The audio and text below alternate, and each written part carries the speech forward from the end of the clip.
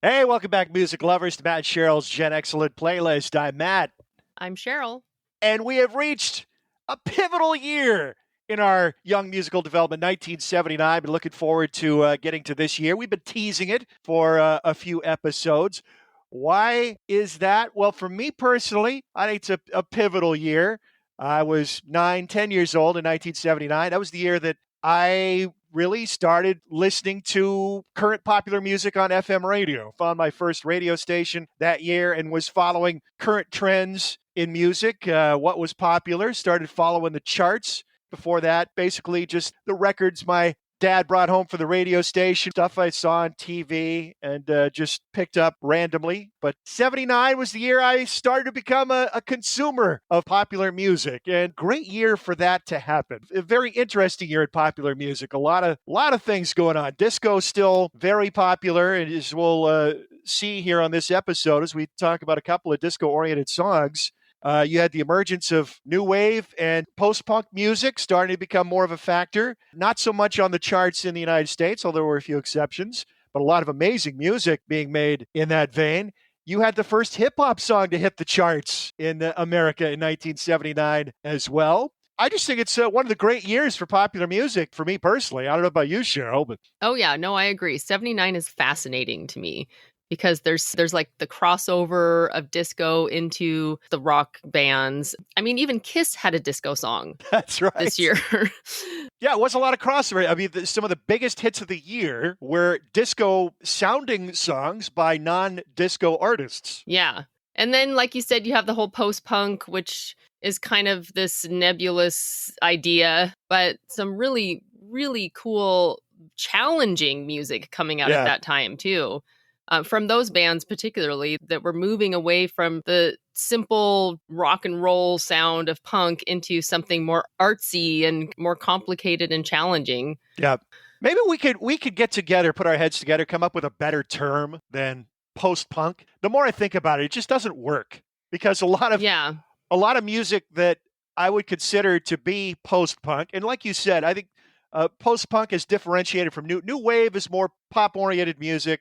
Yeah, more pop-oriented and more synth-based, I think, too. Yeah. You know, post-punk, more challenging, often more abrasive, but elements of progressive music in it.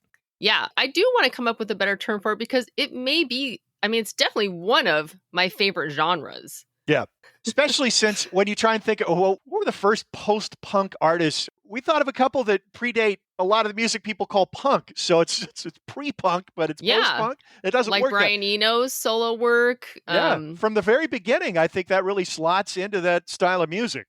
Mm-hmm. Here Come the Warm Jets, being 1973. Yeah. Yeah, definitely television, like you've mentioned a few times. And those bands television definitely is part of the punk scene, but Brian Eno and even maybe like Robert Fripp and you know, he was working with people in that realm, and so was Eno. David Bowie, he's had many different incarnations, but his work with Eno could be considered post-punk. Absolutely. I think you'd even look at some of the more obscure late 60s psych bands. There were, especially the ones that were experimenting with electronics. Yes. And early synthesizers. Yeah, those really kind of set the tone for that style of music, I think. Yeah, I think so too. And a lot of the bands that are in that, you know, especially in the New York punk scene, they were into that stuff. They were listening to Kraftwerk and Tonto's Expanding Headband, stuff like that. They were discovering that music too. And so, I mean, it probably did have a part in shaping that sound, that post-punk sound. Yeah, one of those New York bands we're going to be talking about today, Blondie, whose Heart of Glass was one of the biggest hits worldwide in 1979, and still to this day, one of my favorite songs. No question about it. At the time it was a hit, it was my favorite song. And we're going to talk a little bit about another rock band that experimented with disco in this year, Electric Light Orchestra with their Discovery album. Very clever title, that, if you break it down. I didn't get that. You had explained that one to me. Yeah. It's, well, you put the very before the disco. It's kind of a comment about the style of music they were experimenting with on that album. It's very disco. Yes. Also a roller rink classic for sure. The song is Don't Bring Me Down. And I kind of, I noticed this just recently, parallels between those two songs, Heart of Glass and Don't Bring Me Down. I think the artists maybe, and maybe more so the label or the people making the decisions about how the albums were going to be marketed and how the singles were going to be released, kind of undervalued those two songs because they were not lead singles. They weren't even the second singles off these albums. And both those songs were buried on side 2 of the record. Heart of Glass is the second to last song on side 2 of Blondie's Parallel Lines, which is normally where you'd put probably the song you're least confident in on your album. Clearly the band didn't think they had this massive global smash on their hands. Likewise, Don't Bring Me Down is actually the final song on Discovery, the final song on side 2. And you'll see a lot of blockbuster songs close an album like that, but still, you don't expect the big single to be the last song on the record. And it was like the third or fourth single released from That's the part that I find album. so fascinating on both of these, is that there were 3 or 4 singles released before these songs. And they weren't, I mean, for the ELO, I think the singles did, they did chart. But for Blondie, they really didn't make much of an impact at all in the US. Right. So in preparation for 1970, and I know you got an early start on 1979. You couldn't help yourself. You'd started diving in well before we were done with 1978. Yeah, we were on 1978 for a long time. So I was like, okay, I'm just going to start looking ahead and seeing what's up in our future here. So one of the first things I put on to get ready for 1979.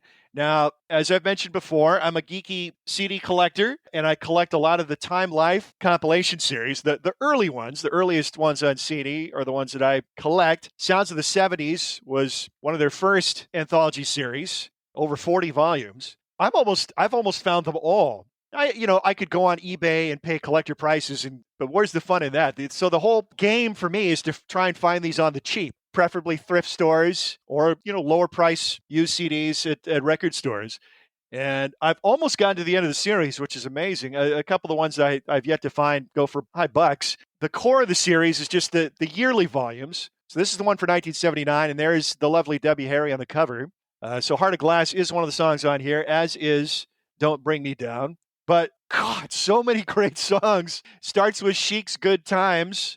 And then We Are Family by Sister Sledge, maybe the greatest thing that Chic ever recorded. So that is Nyla Rogers and Bernard Edwards, the Chic guys who produced and played on that smash hit record. Great song. I certainly remember it from the era because being a 9, 10-year-old sports fan, that was the year the Pittsburgh Pirates beat the Baltimore Orioles in the World Series, and We Are Family was their theme song. So every game of that World Series, you'd be hearing that song. They'd be playing it in the stadium. That became the theme for that Pittsburgh Pirates team. So that's got potential to be one of my playlist picks for the year. There's a great song by J.D. Souther on here. His kind of only hit, J.D. Souther, part of that California West Coast scene. He was good buddies with Jackson Browne and the Eagles and co-wrote songs. He did a song called You're Only Lonely. It's just a beautiful song. He's a wonderful singer, and it's a real throwback song. Very Roy Orbison sounding record. Cheap Tricks, I Want You to Want Me from the Budokan album, which is their commercial breakthrough in 1979, the live album. Reunited, kind of a corny ballad. It was a huge hit that year. And I had Peaches and Herb. That was one of the albums that I was listening to in 79. Oh, it's a good song. It's a good song for sure. Donna Summer had one of her biggest hits with Bad Girls. Toot, toot, beat, beat. She seemed to have a fascination with prostitutes. She had like several songs were about prostitutes. Sunset People is another one. So one of the things I remember very vividly about being a kid getting into music in this period of time was the show Solid Gold. And they did a countdown show for the top hits of the year. God, I still vividly remember the number one song was, as we mentioned, a rocker doing a disco song. Rod Stewart, Do You Think I'm Sexy? Oh, yeah.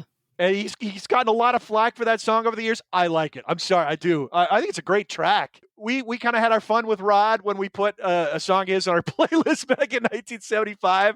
Because we found some less than flattering video of him from that era. The problem with Rod was less about the music and just kind of just his visual image. Yeah. The way he was comporting himself during that time. Unseemly. Yeah, wasn't great to look at. But he was definitely living the life. Tragedy, which is the Bee Gees' last great disco statement. This huge, over-the-top disco. I love this song. Yeah, and then, me too. My Sharona by the Knack, which was kind of a new wave breakthrough hit number one that year. huge hit, great song. Eric Clapton's Promises. That's one I don't really think about it for 1979. That's a really cool song. Yeah, that seems earlier to me. Yeah. Okay. So, and then What a Fool Believes by the Doobie Brothers, which on that Solid Gold Countdown show was number 2 for the year. I don't remember where Heart of Glass ended up. But before I talk about that, 1979 was the year Fleetwood Mac released the Tusk album, their big double record, their follow-up to the massive selling Rumors LP. I've never listened to Tusk. I've got it. I'll be listening to it soon, certainly before we're through with the year 1979. I know, Sheryl, you've talked about trying to get into that album multiple times, and it just hasn't really taken root for you. So I don't really have a lot of familiarity other than the hits on that album. So I'm in the record store yesterday. This is the lone record store out here in our neck of the woods. For those who don't know, I live in the west side suburbs of Portland. Sheryl and her husband, Mike, who co-own the Silver Platters record store chain. You're on the east side suburbs of Seattle. So we didn't have a record store out here for the longest time. And then Exiled Records, who their main location is kind of on the hipster drag in southeast Portland, Hawthorne Boulevard. They opened another location out here out west. Great store. Wonderful, friendly people working there. Great selection. Great prices. I mean, price to move. I've not once, I think, gone in there and not come away with multiple items. So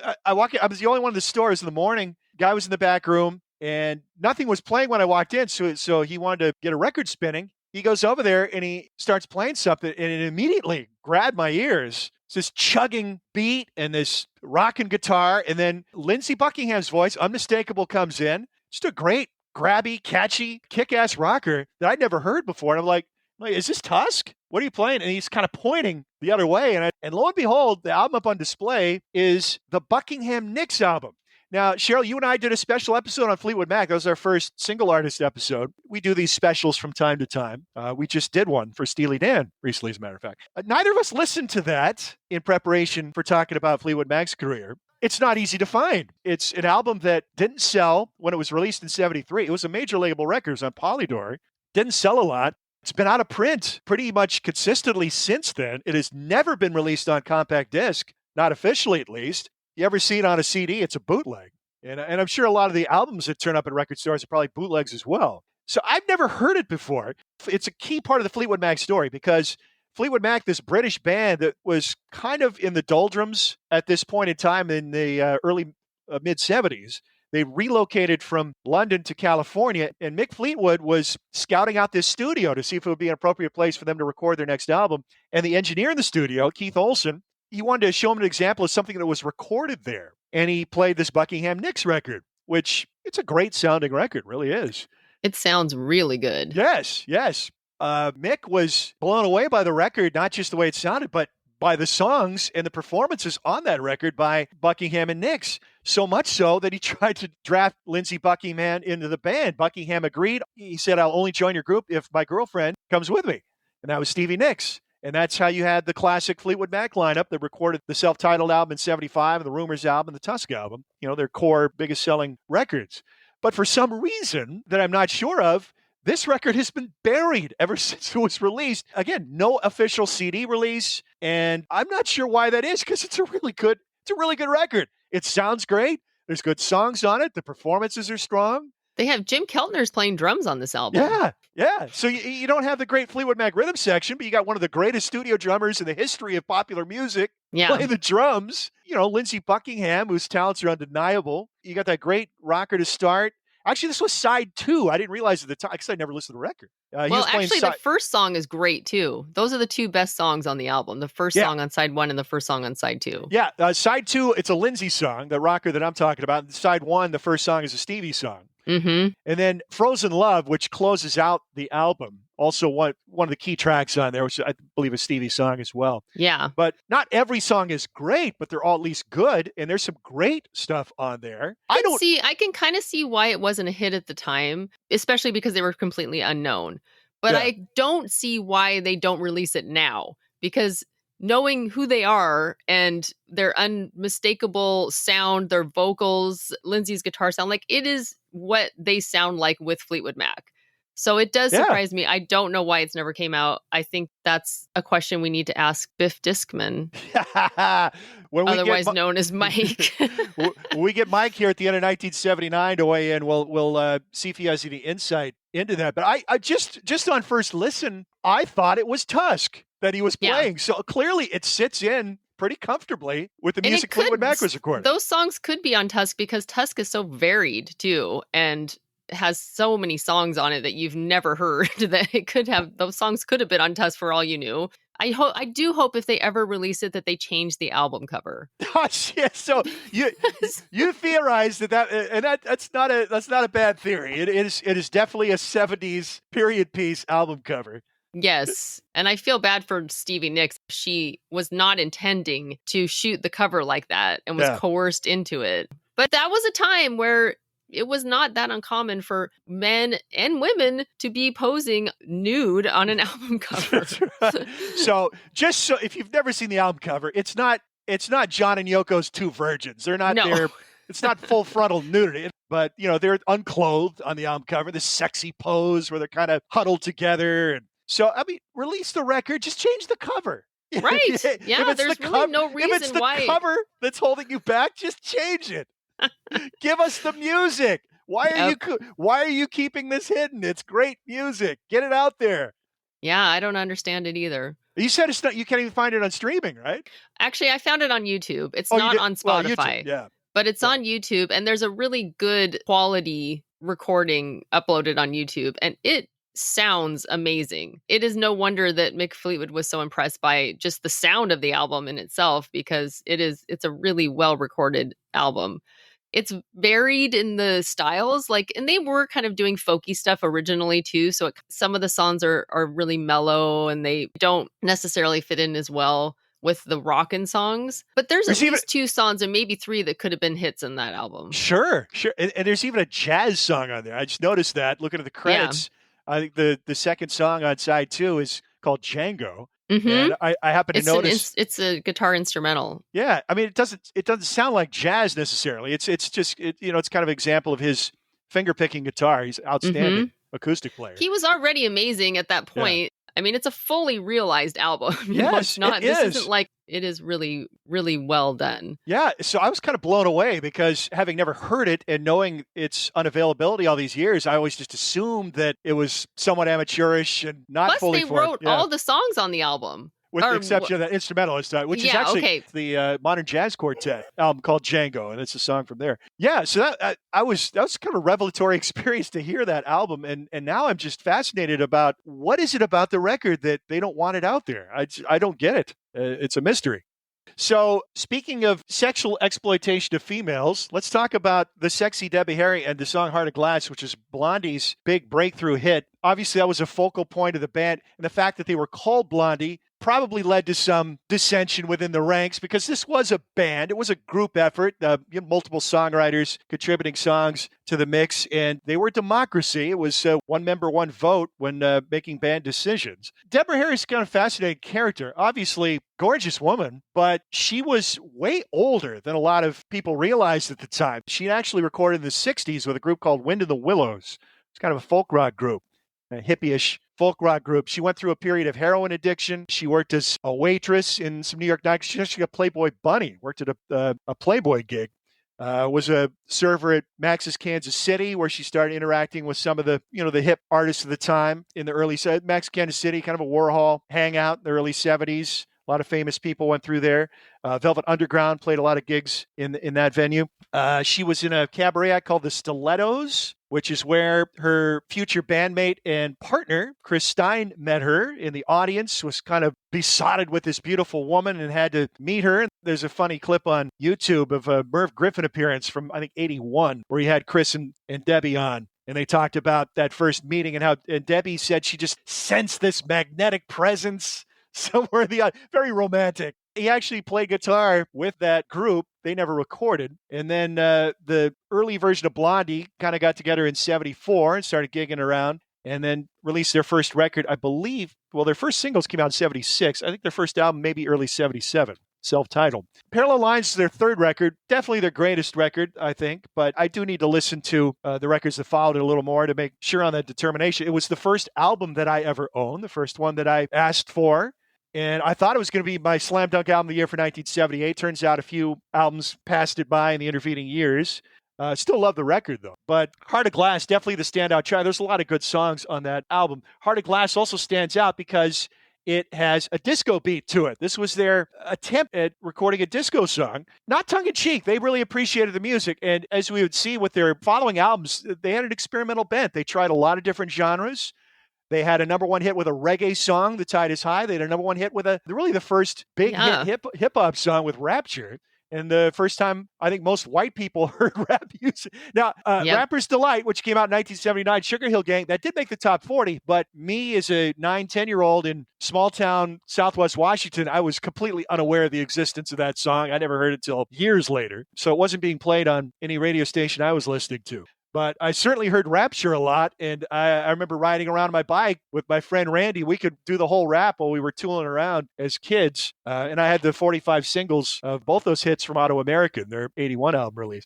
I played that Parallel Lines record to death. Heart of Glass was my favorite song for many years, and really, as a prepubescent boy, she was probably my first sex symbol. I mean, I certainly could recognize that I was a very beautiful woman at the front of this band. But I think she's underrated as a vocalist. Looking at some of the YouTube clips, she's a strong live singer, has a distinctive voice, kind of a husky, throaty nature to her voice. Don't make the mistake of writing her off as a dumb blonde who's only out there for sex appeal. She's a very bright woman, great sense of humor. And you see that in the lyrics on a lot of the songs on Parallel Lines. There's a lot of humor in there. Now, I know I've given that Cars record a hard time for bad lyrics. There's plenty of lines on Parallel Lines that could make you cringe too, but I get the sense that it was tongue-in-cheek a lot of the time. The one that first comes to my mind is, what is it? I Will Give You My Finest Hour, the one I spent watching you shower. I'm sure a lot of people cringed when they heard that. That one totally jumped out at me when I was like listening to this album. I'm like, oh, okay. But I think they're giggling when they write that and sing that. And then Heart of Glass, notable too. It had a swear word on it. That was kind of the first time I ever noticed a swear word on a popular song. Yeah. And actually, a lot of radio stations wouldn't play the unedited. There's an edited version of the single. They edit that out? Yeah. Takes the word, pain in the ass out. Mm-hmm. Which I always thought that line sounded really clunky and awkward anyway. Yeah, a little bit. You were pretty hip for a 9-year-old to want this album. I take immense pride in the fact that, when people talk, what was the first record you ever bought? What was the first album was Blondie's Parallel Lines. The first single I ever bought was Gary Newman's Cars. I think that's pretty damn hip for a little kid. Yeah, it is. Most of the music I liked as a kid, I still love and appreciate today. I didn't go through a phase where I liked stupid music, Yeah, well, I have to say, I really had never listened to Parallel Lines all the way through. I know the hits, which, I mean, I shouldn't say the hits. I know Hanging on the Telephone One Way or Another, and One Way or Another was a radio song. Hanging on the Telephone, you'd hear sometimes it was kind of maybe an MTV song. That was the lead single off the record, 78, yeah. And of course, Heart of Glass was huge, but I had never listened to anything else on that album, and I was kind of surprised by how much she sounds like Patti Smith at times. Now, she came from New York. Much better singer than Patti Smith. Yes, Patti Smith is not like a technically good singer, but I think that there's something about her sound that was similar, but with a more melodic sense. And, obviously they came from the New York scene at the same time and were part of that scene together. Somewhat outcasts on that scene. I think they were perceived as kind of amateurish and bubblegum. And they were kind of like the stepchild of that scene, I think. The other thing that really surprised me about this album is how 60s it sounds. Yeah. So much of the music, so many of these songs are just total 60s pop. The Farfisa organ sound. Yeah. Yeah. And I'm also surprised by how Heart of Glass sounds like nothing else on the album. Not only because of the disco beat, but also because the synths on that song are so different. There's nothing else that has that synthesizer sound to it. But she was really influenced by Giorgio Moroder. And actually, they used to cover I Feel Love. Yeah, they did a lot of covers. In fact, Hanging on the Telephone is a cover. A lot of people don't realize that. I didn't know that. That was originally released by The Nerves, which was early power pop group. Okay. And also, there's one song, Oh Pretty Baby, where there's a line where she says incense and peppermint. And that totally jumped out at me, too, because I was like, oh, okay, Strawberry Alarm Clock, so that whole 60s psychedelic. Yeah. I think that was something that they were into also. And at that time, Lenny Kaye had put out the Nuggets collection. He had curated the Nuggets collection, which is a collection of 60s garage rock, a lot of it really obscure, especially at that time. So, they were listening to that kind of music. They were into that kind of music. And just taking Blondie by the hits, and that's really all I know. Their albums are definitely much more varied. This one, not as varied, because I think it's just more on the 50s, 60s pop vein. But going forward to Eat to the Beat and Auto American.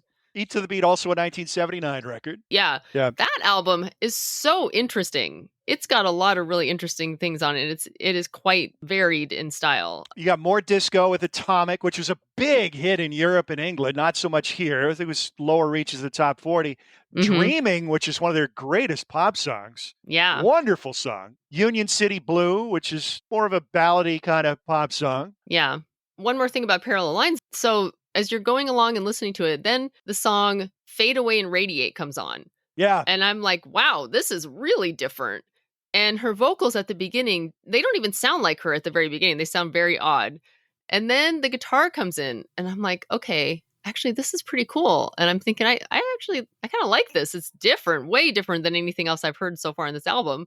But I couldn't really pinpoint why I liked it. But then later I realized Robert Fripp plays on that song. Right, yeah. I'm like, oh, of course, this is totally Fripp guitar, but it's actually really cool. It makes it this kind of atmospheric, interesting sound that once again doesn't sound like anything else on that album. No. In fact, at the time, that would probably be the songs that I liked least on that album, probably Don't Go Away would be last. The Buddy Holly cover, I'm Gonna Love You Too, which is actually the second single they released after hanging on the telephone. 2 covers were the first 2 songs released as singles off that record. Just shaking That's really your head. Strange. Yeah. And then Fade Away and Radiate wasn't one of my favorites, but I like it much more now. I think I definitely appreciate it more now. Yeah. Both for, the atmospheric production, the Robert Fripp guitar, and some cool lyrics on there too. Mm-hmm. It's definitely more artsy. It is kind of all over the map lyrically. There are some great lines, like Pretty Baby you mentioned. Pretty Baby, you look so heavenly, a neon nebula from under the sun. That's beautiful. That's great writing. But then you have the other lines like we mentioned that just, I think they're done for humor. You had I think so too. Multiple band members contributing material. 11:59, which is one of the better songs on the record. Mm-hmm. That was the keyboardist, Jimmy Destry. That one has a really cool riff. I like that one. Frank Infante was the lead guitarist. He contributed occasional songs as well. Nigel Harris, the bassist. I don't know if he was much of a songwriter. And then key member of the band musically was Clem Burke, the drummer. Kind of a showy drummer, especially live. You look up live clips. Frankly, he overplays. He's a Keith Moon type all over the kit drummer. Yeah, in fact, I found a clip of them on SNL, and they're doing Dreamin', and he is definitely, he's like all over the place. And he's wearing a t-shirt with the Bullseye logo that the Who use. Yes. So, he's had that same mod haircut. He has the mod haircut. Yep. To this day, he's jet black dyed hair with that same mod haircut. Yeah. But his drumming on Heart of Glass certainly key to the success of that song, no question. Which is something that they really weren't initially. I mean, this song had been kicking around for a long time, and it kind of had like a reggae sound to it. Yeah. It didn't, and it was slow, much slower, and the feel was totally different. And at one point, they brought in the disco, and they actually just called it the disco song for the longest time.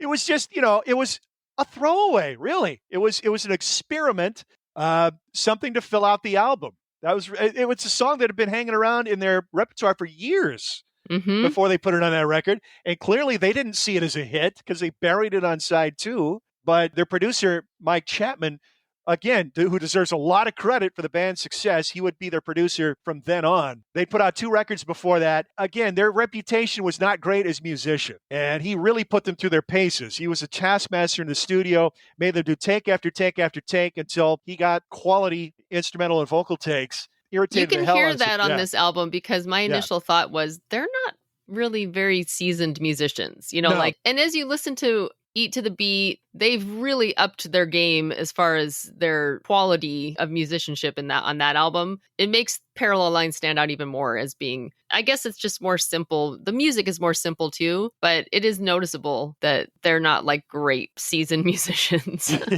which a lot of them weren't. They're coming from punk.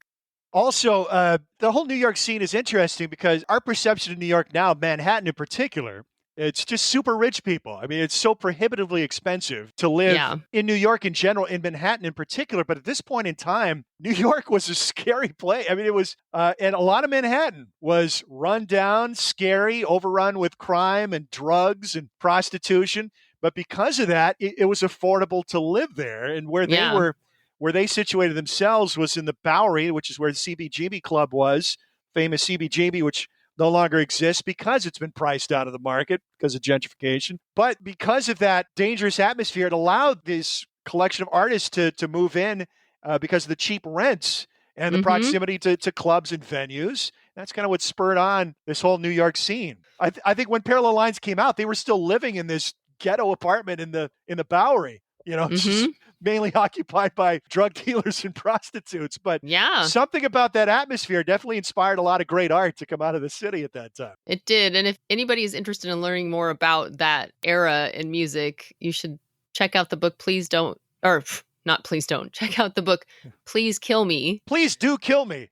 Please Kill Me, which is an oral history of the New York scene, starting from like the early 70s. It's such a great read. And a lot of these bands that came from that are just so iconic now. It's an interesting snapshot in music history. So Blondie, a band, came out of the New York punk scene, new wave punk tag on them, has a hit with a disco song.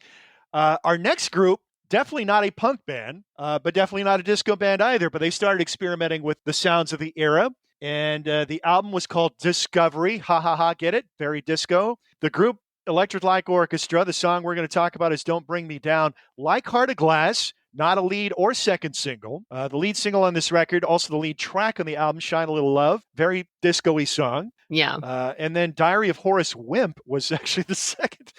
Anybody have that 45 in their collections? Diary of Horace Wimp? So Don't Bring Me Down was the last song on the record. Love this song, always have. A couple of interesting things about it. So this is our second ELO song. Sheryl put Telephone Line on for the year 1976. Several other ELO songs probably bubbling right under for both of us. Yeah. Both of us big fans of the group. One of my favorite groups at the time, certainly as a 9-10-year-old. It's just pretty simple pop song with a strong beat to it. What we've learned is that beat is actually a drum loop. So an early example of using a drum loop. We already talked about the Bee Gees Staying Alive. Using it. Now, I meant to look this up. During our Steely Dan research, I'm pretty sure I read somewhere that they used a drum loop that would have predated the Bee Gees song. Now, I'm going to have to reinvestigate that. Maybe on Showbiz Kids. Maybe, I was going to say maybe on Showbiz Kids. Yeah. I don't know. I don't know if it was a drum loop, but they definitely did something with a tape loop on that. Yeah. And the drums are really probably the key part of this particular song.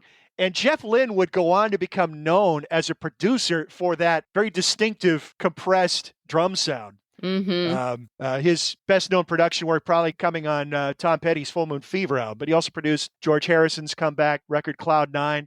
Had a lot of other Traveling Wilburys. Yeah, Traveling Wilburys. Actually a part of that group. Yeah. So the drums are they're they so just sound in your like face. they're being. It's like sounds like a trash can lid. Yeah, being exactly. Pounded on. ELO was a band, and a lot of the same members stayed together for several records. The string players, the keyboardist Richard Tandy, the drummer Bev Bevan. But you get the sense that Jeff Lynne, had he wanted to, probably could have been a Todd Rundgren type artist where he did everything himself. He was that talented as a musician.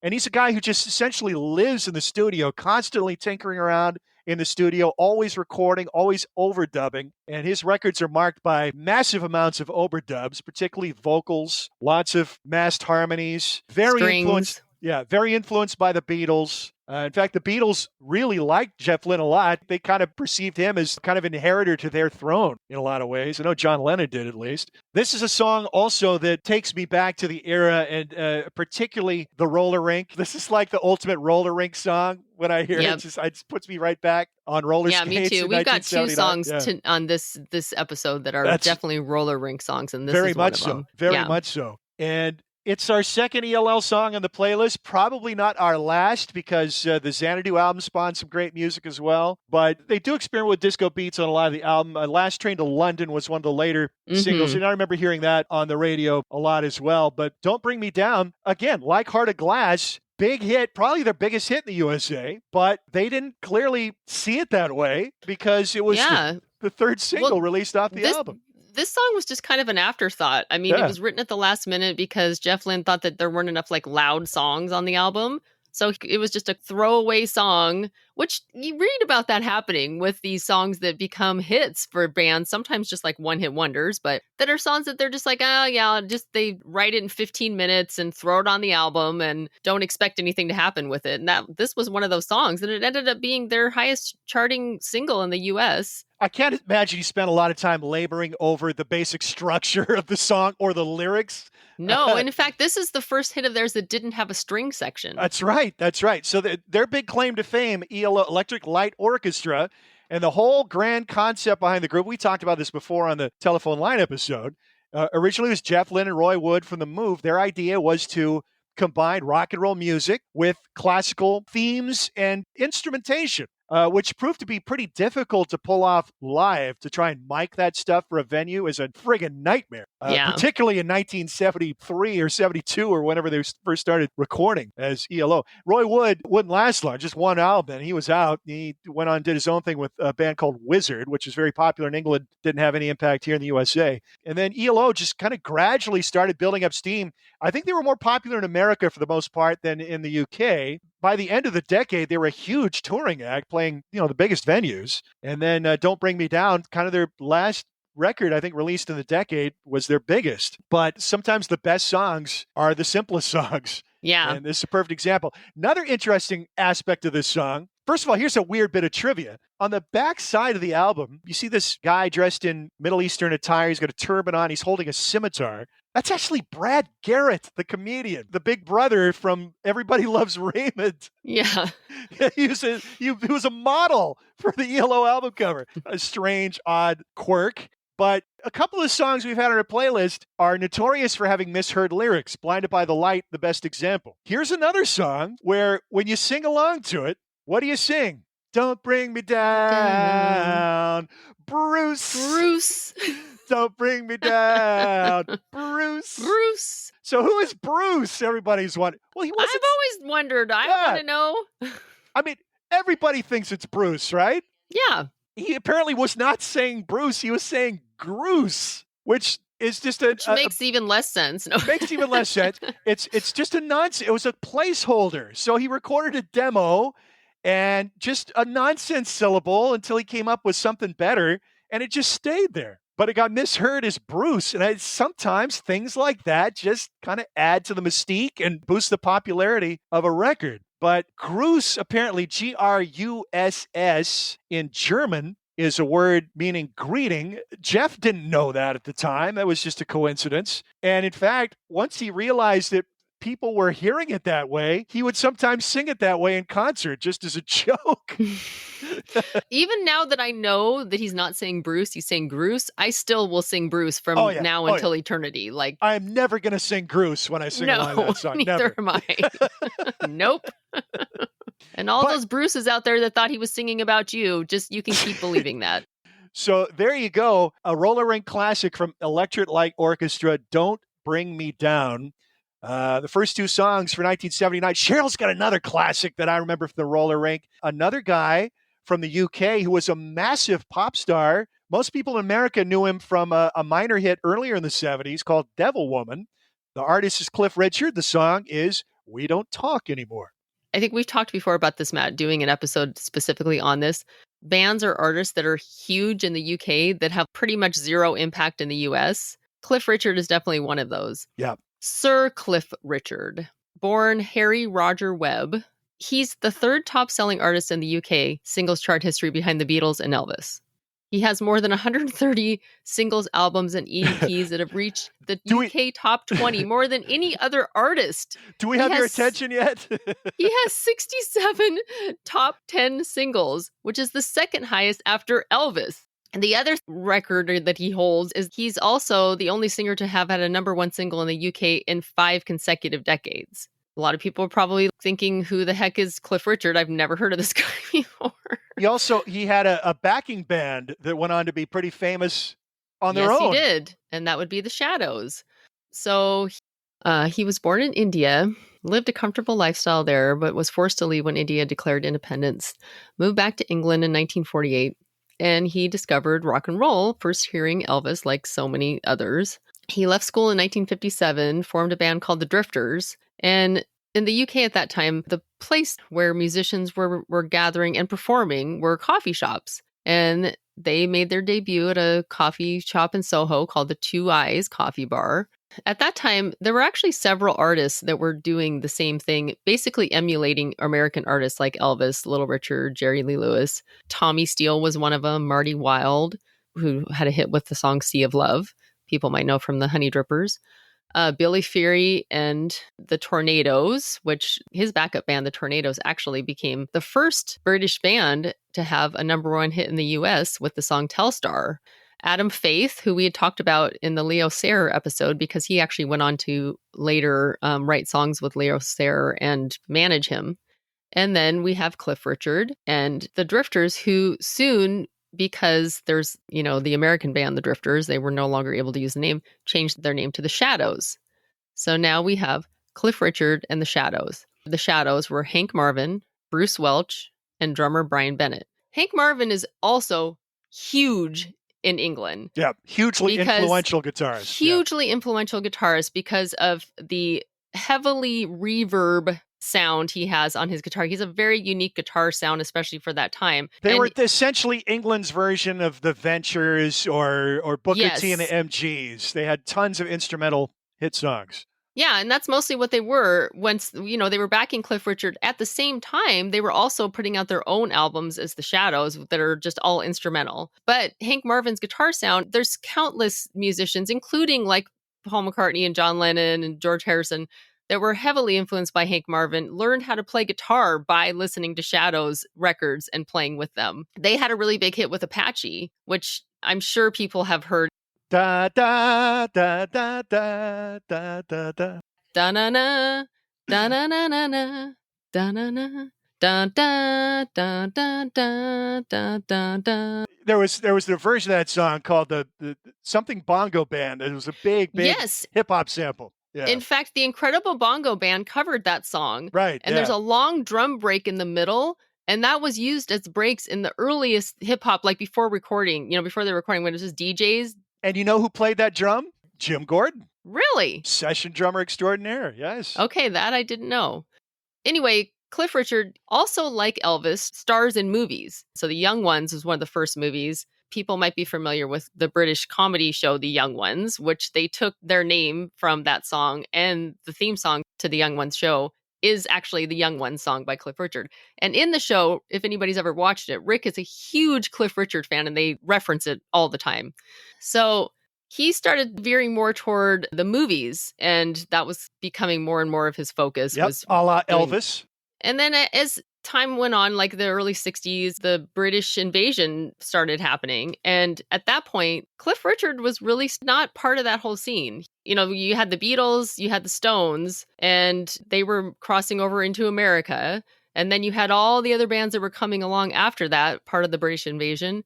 And Cliff Richard was just not part of that. America just never took to him. His popularity wasn't waning in the UK, but he was starting to gear more toward the MOR, the middle of the road type music at this point. And part of that too was in 1964, he publicly declared that he's Christian. Now that's about one of the most uncool things that you could do as a musician. Especially in England. And this is at the time where not long after John Lennon is declaring that the Beatles are bigger than Jesus Christ, Yeah, right. So, and not only did he embrace his Christianity publicly, but he also started appearing with the Billy Graham Crusade, performing during his gatherings. So by 1968, he had distanced himself from the Shadows and he'd gone solo. The Shadows were still a band, but they broke up not long after that. Cliff Richard actually had a song in the Eurovision contest in 1968, which he lost, but the song was called Celebration, and it's still it's basically like Happy Birthday in Britain. That was actually his last number one hit from the 60s and for quite a while. Because no, Kool and the Gang did not cover that song. That was no, this is a different celebration, and it's definitely one that would not upset your grandmother, yeah, right. like you say for the MOR. Because at this point, he is pretty much now like Donnie and Marie and the Carpenters. More show busy. And he starts to kind of lose his interest in recording by 75. But Bruce Welch, who was one of the guitarists in the Shadows, brought Cliff Richard back into the mainstream, had been writing songs and wanted to produce him. And he actually has a connection to Olivia Newton-John. He had met Olivia Newton-John when they were touring Australia. She was virtually unknown at the time. He started dating her, and they were actually engaged in the early 70s, even though they didn't get married. But Olivia Newton-John's producer and songwriter, John Farrar, she actually introduced him to Hank Marvin and Bruce Welch, and they formed a band together. They have a couple albums out under the name Welch, Marvin, and Farrar, and they're really cool. Seek them out on Spotify, especially the first album. It sounds a lot like the Hollies. You know, they were in the Shadows, so they're known as being an instrumental band. This is very vocally oriented. It's like vocal harmonies, and they wanted to go like in a totally different direction, the Shadows. So it's really cool. It's kind of like Crosby, Stills and Nash meets the Hollies with that easy breezy 70s feel to it. So anyway, Bruce Welch has been writing songs and producing other artists and brings Cliff Richard out of the MOR universe and produced his first album in many years called I'm Nearly Famous in 1976. And Devil Woman was a hit from that album, which was a hit in the UK, but it was the first song to crack the US top 20 for Cliff Richard. It reached number 6. She's just a devil woman. With evil on her mind. Now, it's really interesting to me because come on, you got to get the payoff line here. She's gonna get you from behind. Get you from behind. That gets me every time. She's sneaking up on you. And actually, it's kind of fascinating to me that he recorded that song because he's a Christian. That's right. Yes. And also, there was a song called Honky Tonk Angel that he had recorded in 75, and that was kind of his comeback song. And after he realized that the lyrics were actually about a prostitute, he didn't know what a honky tonk angel was. And then when he realized that, he actually pulled the song, made them completely like pull it out of circulation. You know, that was a pretty severe reaction to that song. But then he goes and records Devil Woman. But anyway, huge hit for him. And you know, at this point, he's like 40 years old. Americans have no clue who he is and don't realize that he is basically like Paul McCartney superstar status in the UK. So he puts out a few albums before the one that has We Don't Talk Anymore. That song is actually on an album called Rock and Roll Juvenile that came out in 79. Clever title for a middle-aged guy having a hit record. And actually, the title is appropriate for the album because he's definitely kind of flirting with the new wave sound. But a lot of the songs are just like straight ahead rock and roll. There was another song on that album called Carrie that was a minor hit that's like kind of a dark, sort of like foreboding sound. And the album is really good. Now, We Don't Talk Anymore was actually a single that came out between Green Light and Rock and Roll Juvenile. So they weren't anticipating putting this song on the Rock and Roll Juvenile album because it really didn't sound like it fit on that album. And it actually doesn't. It's a much more kind of like in the MOR vein, really. It's more of a mellowy sort of roller rink song.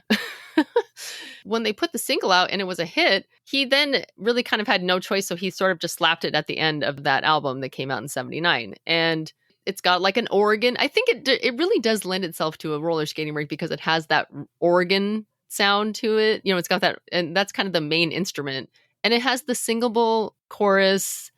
It's so funny how we don't talk anymore. Great pre-chorus too. Very catchy. It's just a perfect pop song. Really. Mm-hmm. When you break it, it's not a complicated song. It's just very simple, but very catchy. Just like Don't Bring Me Down. Yeah. Exactly. Yeah. Da, da, da, da, da, da.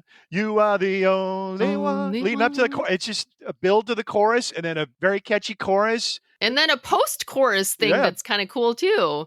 And then he starts singing in the high falsetto at that point too. Yeah. Which he really wonderful hadn't vocalist. done. Yeah. He is a great vocalist, and he really hadn't done that. Like that was unusual for him to go up into that falsetto range. But he continued that later on with other songs that he hits he had. Anymore. Yeah. Yeah, he gets way up there.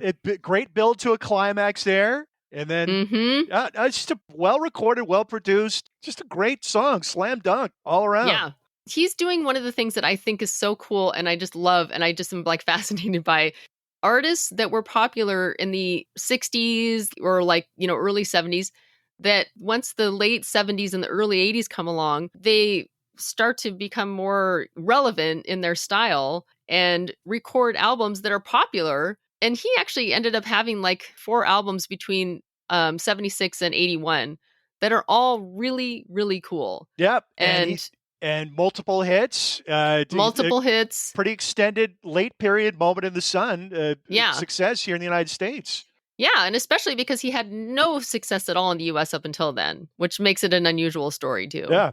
No, I'm right with you every step of the way. This certainly would have been one of my choices had you not chosen it. I had the 45 as a kid. Still do. In fact, I have a couple of different Cliff Richard 45s from that era. He even had a song on the Xanadu soundtrack. Right. Beautiful ballad with Olivia Newton-John. Yeah. Suddenly, which was a huge hit. Mm-hmm. And then that was pretty much it. After 82 or so, he drifted off back from whence he came. In fact, you don't really see him around that much anymore. But I was watching that documentary about Abbey Road that's on Disney Plus right now. And he's one of the people that they interview. And I was like, wow, you just don't see Cliff Richard like you see, obviously, Paul McCartney and the other major acts from that time.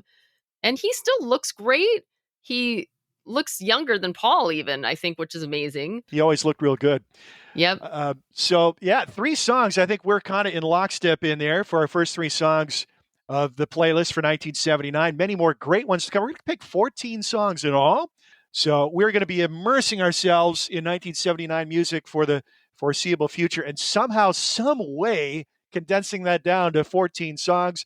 As usual, 2 global hits, 2 other big hits of our choosing, and then our favorite songs of the era, either contemporarily as children or songs that we've come to appreciate later on in life. So, again, our 3 songs to start: Heart of Glass by Blondie, Don't Bring Me Down by Electric Light Orchestra, and Cliff Richard's We Don't Talk Anymore. Thank you for joining us on Matt and Sheryl's Gen Excellent playlist. I'm Matt. I'm Sheryl. And we'll talk to you next time, everybody. Take care.